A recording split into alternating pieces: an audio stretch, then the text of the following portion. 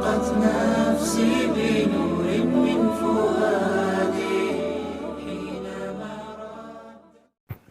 نحمده ونصلي على رسوله الكريم اما بعد فاعوذ بالله من الشيطان الرجيم بسم الله الرحمن الرحيم ان عدة الشهور عند الله 12 شهرا في كتاب الله يوم خلق السماوات والارض منها 4 حرم۔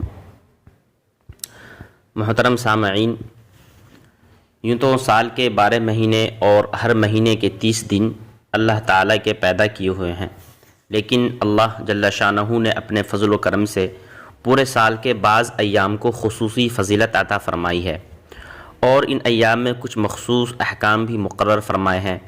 یہ محرم کا بھی ایک ایسا مہینہ ہے جس کو قرآن کریم نے حرمت والا مہینہ قرار دیا ہے۔ جو آیت میں نے آپ کے سامنے تلاوت کی ہے، اس میں اللہ تعالیٰ نے یہ بتلا دیا کہ 4 مہینے ایسے ہیں جو حرمت والے ہیں۔ ان میں سے ایک محرم کا مہینہ ہے، عاشورہ کا روزہ۔ خاص طور پر محرم کی 10ویں تاریخ، جس کو عام طور پر عاشورہ کہا جاتا ہے، جس کے معنی ہیں 10واں دن، یہ دن اللہ تعالیٰ کی رحمت و برکت کا خصوصی طور پر حامل ہے۔ جب تک رمضان کے روزے فرض نہیں ہوئے تھے، اس وقت تک عاشورہ کا روزہ رکھنا مسلمانوں پر فرض قرار دیا گیا تھا۔ بعد میں جب رمضان کے روزے فرض ہو گئے تو اس وقت عاشورہ کے روزے کی فرضیت منسوخ ہو گئی، لیکن حضور اقدس صلی اللہ علیہ وسلم نے عاشورہ کے دن روزہ رکھنے کو سنت اور مستحب قرار دیا ہے۔ ایک حدیث میں ہے کہ حضور اقدس صلی اللہ علیہ وسلم نے یہ ارشاد فرمایا کہ مجھے اللہ جل شانہ کی رحمت سے یہ امید ہے کہ جو شخص عاشورہ کے دن روزہ رکھے گا تو اس کے پچھلے 1 سال کے گناہوں کا کفارہ ادا ہو جائے گا۔ عاشورہ کے روزے کی اتنی بڑی فضیلت آپ نے بیان فرمائی۔ یوم عاشورہ ایک مقدس دن ہے۔ بعض لوگ یہ سمجھتے ہیں کہ عاشورہ کے دن کی فضیلت کی وجہ یہ ہے کہ اس دن نبی کریم صلی اللہ علیہ وسلم کے مقدس نواسے حضرت حسین رضی اللہ تعالیٰ عنہ کی شہادت کا واقعہ پیش آیا۔ اس شہادت کے پیش آنے کی وجہ سے عاشورہ کا دن مقدس اور حرمت والا بن گیا ہے۔ یہ بات صحیح نہیں۔ خود حضور اقدس صلی اللہ علیہ وسلم کے زمانے مبارک میں عاشورہ کا دن مقدس دن سمجھا جاتا تھا، اور آپ صلی اللہ علیہ وسلم نے اس کے بارے میں احکام بیان فرمائے تھے، اور قرآن کریم نے بھی اس کی حرمت کا اعلان فرمایا ہے۔ جبکہ حضرت حسین رضی اللہ عنہ کی شہادت کا واقعہ تو حضرت نبی کریم صلی اللہ علیہ وسلم کی وفات کے تقریباً 60 سال کے بعد پیش آیا، لہذا یہ بات درست نہیں کہ عاشورہ کی حرمت اس واقعے کی وجہ سے ہے، بلکہ حضرت حسین رضی اللہ تعالیٰ عنہ کی شہادت کا اس روز واقع ہونا یہ حضرت حسین کی مزید فضیلت کی دلیل ہے کہ اللہ تعالیٰ نے ان کو شہادت کا مرتبہ اس دن عطا فرمایا جو پہلے ہی سے مقدس اور محترم چلا آ رہا تھا۔ بہرحال یہ عاشورہ کا دن ایک مقدس دن ہے۔ اس دن کی فضیلت کی وجوہات۔ اس دن کے مقدس ہونے کی وجہ کیا ہے، یہ اللہ تعالیٰ ہی بہتر جانتے ہیں۔ اس دن کو اللہ تعالیٰ نے دوسرے دنوں پر کیا فضیلت دی ہے اور اس دن کا کیا مرتبہ رکھا ہے، اللہ تعالیٰ ہی بہتر جانتے ہیں۔ ہمیں تحقیق میں پڑھنے کی کوئی ضرورت نہیں ہے۔ بعض لوگوں میں یہ بات مشہور ہے کہ جب حضرت آدم علیہ السلام دنیا میں اترے تو وہ عاشورہ کا دن تھا۔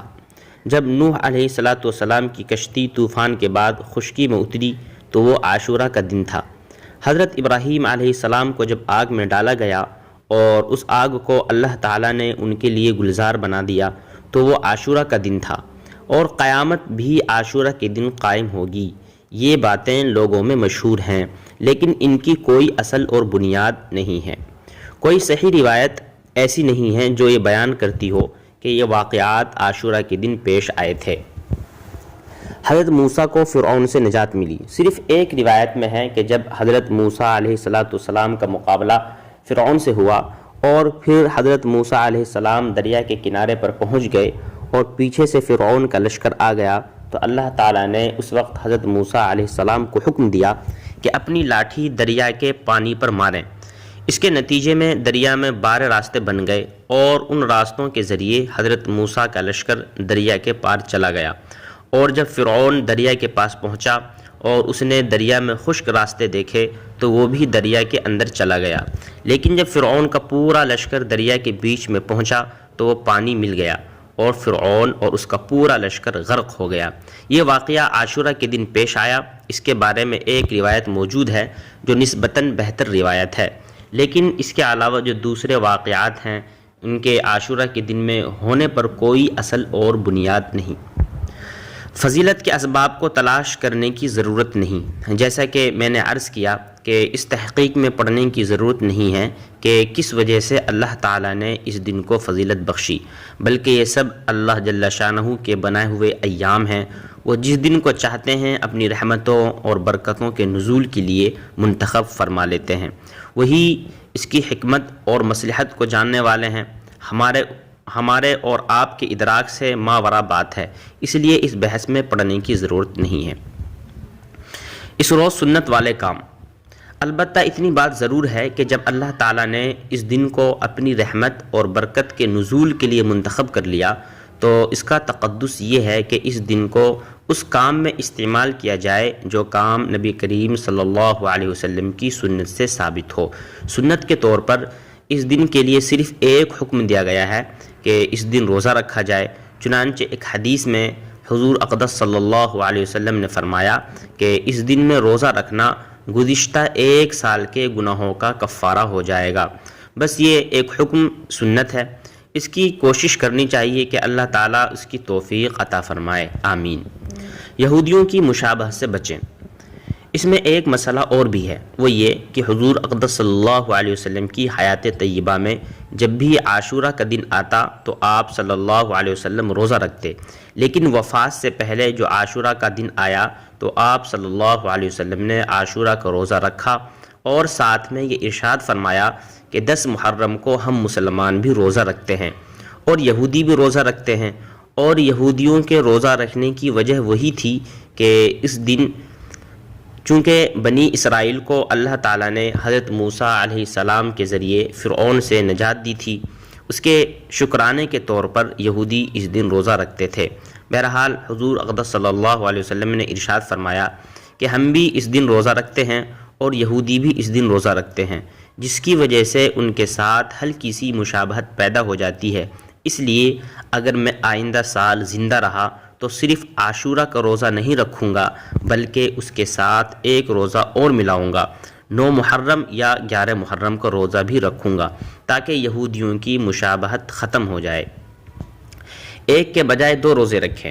لیکن اگلے سال عاشورہ کا دن آنے سے پہلے حضور اقدس صلی اللہ علیہ وسلم کا وصال ہو گیا اور آپ صلی اللہ علیہ وسلم کو اس پر عمل کرنے کی نوبت نہیں ملی، لیکن چونکہ حضور اقدس صلی اللہ علیہ وسلم نے یہ بات ارشاد فرمائی تھی، اس لیے صحابہ کرام رضی اللہ تعالی عنہم اجمعین نے عاشورہ کے روزے میں اس بات کا اہتمام کیا اور 9 محرم یا 11 محرم کا ایک روزہ اور ملا کر رکھا اور اس کو مستحب قرار دیا، اور تنہا عاشورہ کے روزہ رکھنے کو حضور اقدس صلی اللہ علیہ وسلم کے اس ارشاد کی روشنی میں مکروہ تنزیہی اور خلاف اولیٰ قرار دیا۔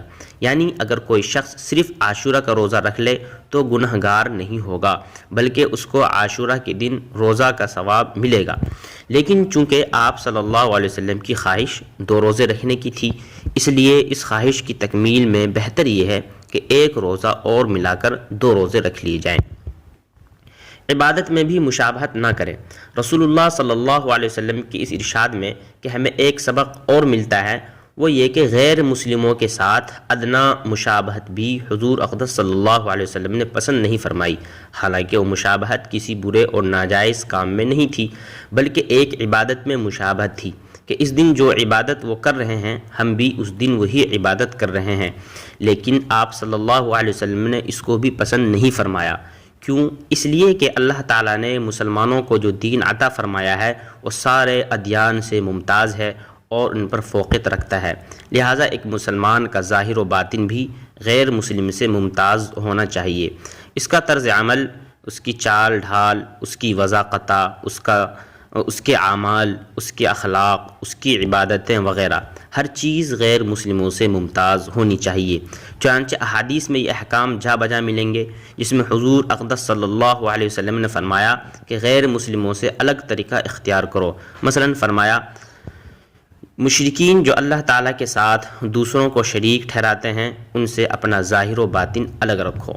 مشابہت اختیار کرنے والا انہی میں سے ہے جب عبادت کے اندر اور بندگی اور نیکی کے کام میں نبی کریم صلی اللہ علیہ وسلم نے مشابہت پسند نہیں فرمائی، تو دوسرے کاموں میں اگر مسلمان ان کی مشابہت اختیار کریں تو یہ کتنی بری بات ہوگی۔ اگر یہ مشابہت جان بوجھ کر اس مقصد سے اختیار کی جائے تاکہ میں ان جیسا نظر آؤں تو یہ گناہ کبیرہ ہے۔ حضور اقدس صلی اللہ علیہ وسلم نے ارشاد فرمایا، من تشبہ بقوم فہو منہم، جو شخص کسی قوم کی مشابہت اختیار کرے وہ اسی قوم کے اندر داخل ہے۔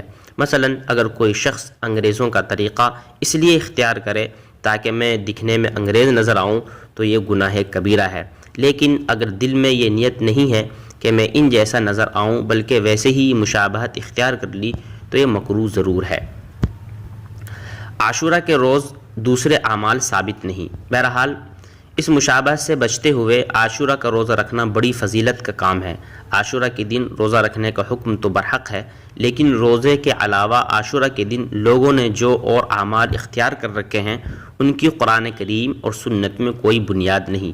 مثلا بعض لوگوں کا خیال یہ ہے کہ عاشورہ کے دن کھچڑا پکانا ضروری ہے، اگر کھچڑا نہیں پکایا تو عاشورہ کی فضیلت حاصل ہی نہیں ہوگی۔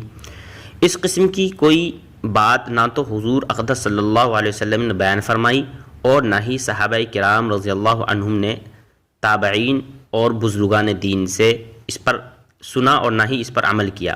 صدیوں تک اس عمل کا کہیں وجود نہیں ملتا۔ عاشورہ کے دن گھر والوں پر وسعت کرنا، یہ بات ایک ضعیف اور کمزور حدیث سے ہے ثابت ہے، مضبوط حدیث نہیں ہے۔ اس حدیث میں حضور صلی اللہ علیہ وسلم کا ارشاد منقول ہے کہ جو شخص عاشورہ کے دن اپنے گھر والوں پر اور ان لوگوں پر جو اس کے عیال میں ہیں، مثلا اس کی بیوی، بچے، گھر کے ملازم وغیرہ، ان کو عام دنوں کے مقابلے میں عمدہ اور اچھا کھانا کھلائے اور کھانے میں وسعت اختیار کرے تو اللہ تعالیٰ اس کی روزی میں برکت عطا فرمائیں گے۔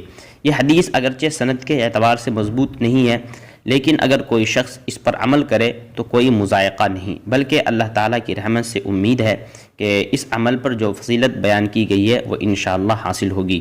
لہٰذا اس دن گھر والوں پر کھانے میں وسعت کرنی چاہیے۔ اس کے آگے لوگوں نے جو چیزیں اپنی طرف سے گھڑ لی ہیں ان کی کوئی اصل اور بنیاد نہیں ہے۔ گناہ کر کے اپنی جانوں پر ظلم مت کرو۔ قرآن کریم نے جہاں حرمت والے مہینوں کا ذکر فرمایا ہے، اس جگہ پر ایک عجیب جملہ ارشاد فرمایا ہے، فَلَا تَظْلِمُوا فِيهِنَّ أَنفُسَكُمْ، یعنی ان حرمت والے مہینوں میں تم اپنی جانوں پر ظلم نہ کرو۔ ظلم نہ کرنے سے مراد یہ ہے کہ ان مہینوں میں گناہوں سے بچو، بدعات اور منکرات سے بچو، چونکہ اللہ تعالیٰ تو عالم الغیب ہیں، جانتے تھے کہ ان حرمت والے مہینوں میں لوگ اپنی جانوں پر ظلم کریں گے اور اپنی طرف سے عبادت کے طریقے گھڑ کر ان پر عمل کرنا شروع کر دیں گے، اس لیے فرمایا کہ اپنی جانوں پر ظلم نہ کرو۔ دوسروں کی مجالس میں شرکت مت کرو۔ شیعہ حضرات اس مہینے میں جو کچھ کرتے ہیں وہ اپنے مسلک کے مطابق کرتے ہیں، لیکن بہت سے اہل سنت حضرات بھی ایسی مجلسوں میں اور تعزیوں میں اور ان کاموں میں شریک ہو جاتے ہیں جو بدعت اور منکر کی تعریف میں آ جاتے ہیں۔ قرآن کریم نے تو صاف حکم دے دیا کہ ان مہینوں میں اپنی جانوں پر ظلم نہ کرو، بلکہ ان اوقات کو اللہ تعالیٰ کی عبادت میں اور اس کے ذکر میں اور اس کے لیے روزہ رکھنے میں اور اس کی طرف رجوع کرنے میں اور اس سے دعائیں کرنے میں صرف کرو اور ان فضولیات سے اپنے آپ کو بچاؤ۔ اللہ تعالیٰ اپنے فضل و کرم سے اس مہینے کی حرمت اور عاشورہ کی حرمت اور عظمت سے فائدہ اٹھانے کی ہم سب کو توفیق عطا فرمائے اور اپنی رضا کے مطابق اس دن کو گزارنے کی توفیق عطا فرمائے، آمین۔ از اقتباس اصلاح خطبات مفتی تقی عثمانی صاحب۔